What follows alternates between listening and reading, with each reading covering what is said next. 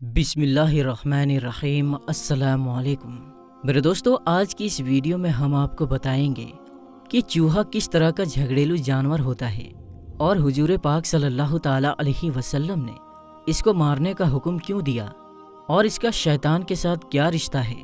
اور حضور اکرم صلی اللہ تعالیٰ علیہ وسلم نے یہ کیوں ارشاد فرمایا کہ جب تم لوگ رات کو سونے لگو تو اپنا چراغ یا دیا موم بتی وغیرہ بجھا دیا کرو، اور کس قوم کی طرح اس چوہے کی شکل بگڑی ہوئی ہے اور لوگ کس چوہے کی ناپ باندھتے ہیں اور کیوں باندھتے ہیں، اور شریعت کا اس کے بارے میں کیا حکم ہے، اور اس کا جھوٹا کھانے سے کون سی بیماری پیدا ہوتی ہے، اور ایسا کون سا طریقہ ہے جس سے ہم چوہوں کو ختم کر سکتے ہیں یا اپنے گھروں سے ان کو بھگا سکتے ہیں، اور اگر کوئی شخص چوہے کو اپنے خواب میں دیکھے تو اس کی تعبیر کیا ہوگی، یعنی اس کا مطلب کیا نکلے گا۔ میرے دوستو، ان ساری باتوں کو جاننے کے لیے ہماری اس ویڈیو کو پورا آخر تک ضرور دیکھیے گا۔ تو میرے دوستو، جانوروں کے ڈاکٹروں نے بتایا کہ چوہے کئی قسم کے ہوتے ہیں، جیسے کونس، چھچھندر، یربو، جاتن ندت اور فارت الابل وغیرہ، مگر آج کی اس ویڈیو میں ہم صرف ان چوہوں کی بات کریں گے جو زیادہ تر گھروں میں پائے جاتے ہیں۔ اور میرے دوستو، جانوروں کے ڈاکٹروں کا کہنا ہے کہ چوہے سے بڑھ کر اور کوئی جھگڑیلو جانور نہیں ہے۔ چوہا نہ کسی چھوٹے کو بخشتا ہے اور نہ کسی بڑے کو۔ چوہے کے سامنے جو کچھ بھی آتا ہے یہ اس کو تباہ و برباد کر دیتا ہے۔ چوہے کا جھگڑیلو ہونے کے بارے میں ایک بات یہ بھی کہی جاتی ہے کہ جب یہ کسی ایسے تیل یا بوتل کے پاس آتا ہے جس میں اس کا منہ نہیں پہنچ پاتا تو یہ اس میں اپنی پونچھ ڈال دیتا ہے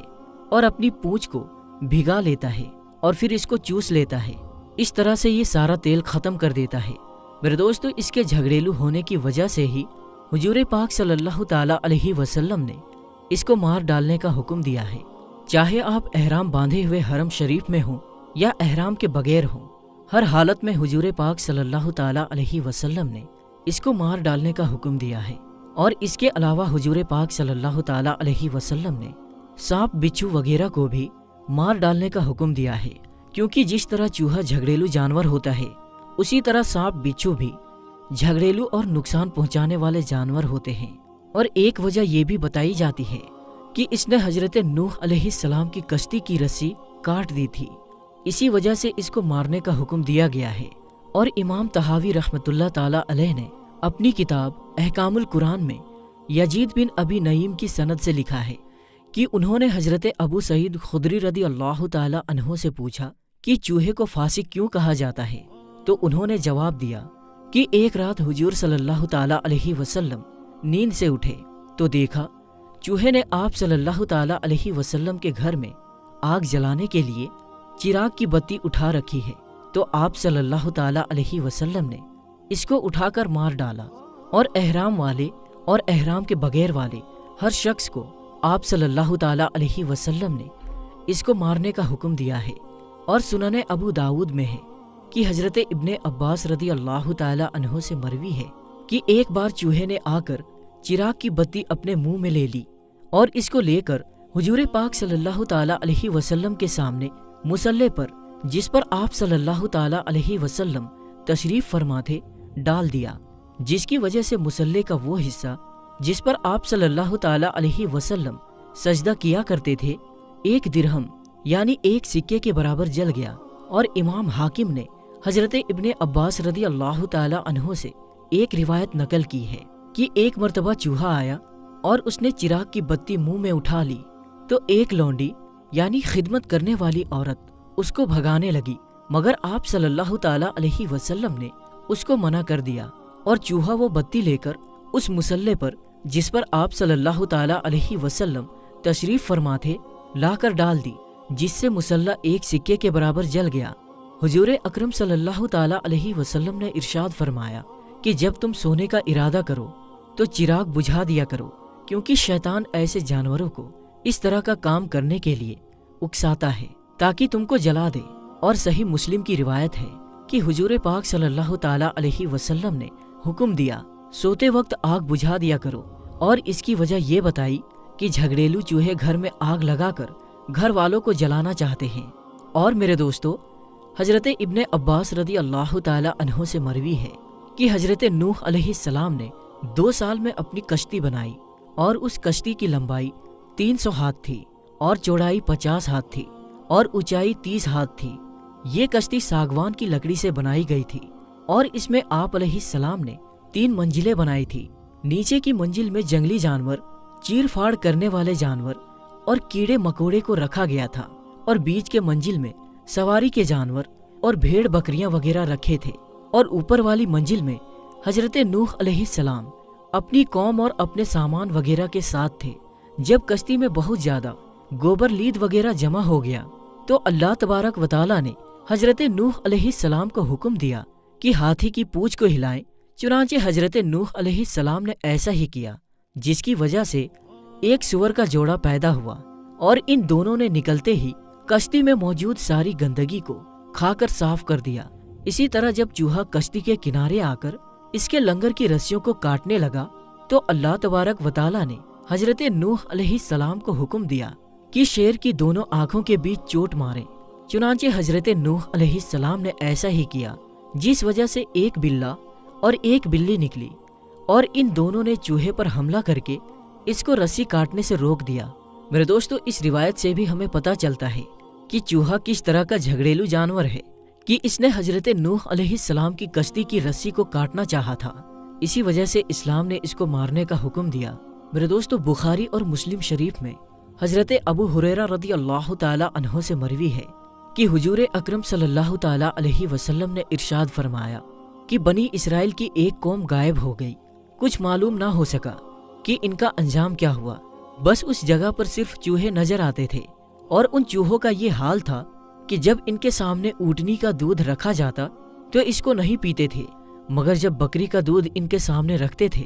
تو اس کو پی لیتے تھے۔ امام نووی رحمۃ اللہ علیہ ارشاد فرماتے ہیں کہ چونکہ بنی اسرائیل پر اونٹ کا گوشت اور دودھ حرام تھا اور بکری کا دودھ اور گوشت حلال تھا، اس لیے ان چوہوں کا اونٹنی کے دودھ کو چھوڑ دینا، یعنی اس کو نہ پینا، اور بکری کے دودھ کو پی لینا، اس بات کی طرف اشارہ ہے کہ یہ چوہے بنی اسرائیل قوم کی بگڑی ہوئی شکل ہے۔ میرے دوستو، جانوروں کے ڈاکٹروں نے چوہے کی ایک قسم مشکی چوہا بھی بتلایا ہے، اور لوگ اس کو ناف کی وجہ سے شکار کرتے ہیں، اور اس کو پکڑ کر ایک کپڑے کی پٹی سے اس کی ناف کو باندھ کر لٹکا دیا جاتا ہے، اور اس طرح سے اس کا خون ایک جگہ جمع ہو جاتا ہے اور اس کو مار دیا جاتا ہے، اور جب وہ مر جاتا ہے تو اس کی ناف جو کپڑے میں بندھی ہوئی ہوتی ہے لٹکا دی جاتی ہے اور اس کو دبا دیا جاتا ہے، اور کچھ وقت بعد وہ خون جم کر بہت ہی خوشبودار مشک بن جاتا ہے۔ اور میرے دوستو، امام حاکم نے اور بہقی نے حضرت مجاہد رحمۃ اللہ تعالی علیہ سے ایک روایت نقل کی ہے کہ جب حضرت عیسیٰ علیہ السلام اتر جائیں گے اور ہر یہودی نصرانی اور ہر قوم کے لوگ جب اسلام قبول کر لیں گے اور چوہا بلی سے اور بکری بھیڑیے سے مانوس ہو جائیں گے، یعنی جب یہ ایک دوسرے سے مل جائیں گے، ان کی دشمنی ختم ہو جائے گی اور چوہا تھیلی کو کاٹنا چھوڑ دے گا اور جتنی آپسی دشمنی ہے وہ ختم ہو جائے گی، تو یہ وہ وقت ہوگا کہ دین اسلام سارے مذہب پر غالب آ جائے گا، یعنی اس وقت صرف اور صرف مذہب اسلام کا بول بالا ہوگا۔ اور میرے دوستو، چوہوں کے بارے میں شریعت کا حکم یہ ہے کہ چوہوں کا گوشت حرام ہے اور ان کا جھوٹا مکروہ ہے، اور امام شہاب ابن جوہری رحمۃ اللہ تعالی علیہ فرماتے ہیں کہ چوہوں کا جھوٹا کھانا مکروہ ہے، کہ چوہوں کا جھوٹا کھانے سے بھولنے کی بیماری ہوتی ہے۔ اور امام بخاری نے حضرت ابن عباس رضی اللہ تعالی عنہ سے ایک روایت نقل کی ہے کہ حضرت میمونہ رضی اللہ تعالی عنہ سے مروی ہے کہ حضرت میمونہ رضی اللہ تعالی عنہ فرماتی ہیں کہ ایک بار گھی میں ایک چوہا گر کر مر گیا۔ حضور اکرم صلی اللہ تعالی علیہ وسلم سے اس کے بارے میں پوچھا گیا تو آپ صلی اللہ تعالی علیہ وسلم نے فرمایا کہ چوہے اور اس کے آس پاس کے گھی کو پھینک دو اور باقی گھی کو استعمال کر لو،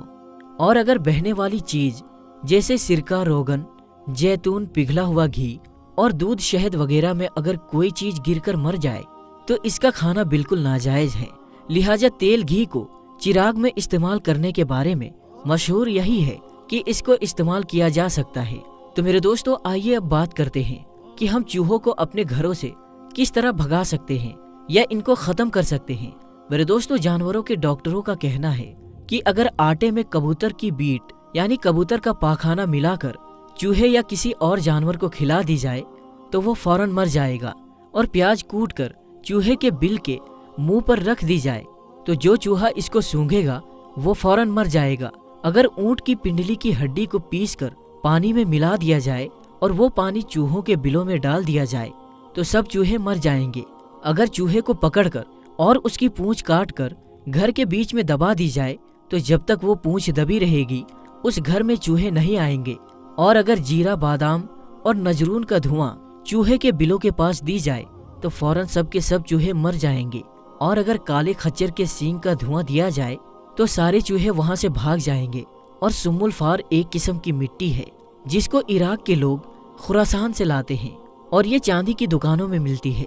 और ये 2 तरह की होती है,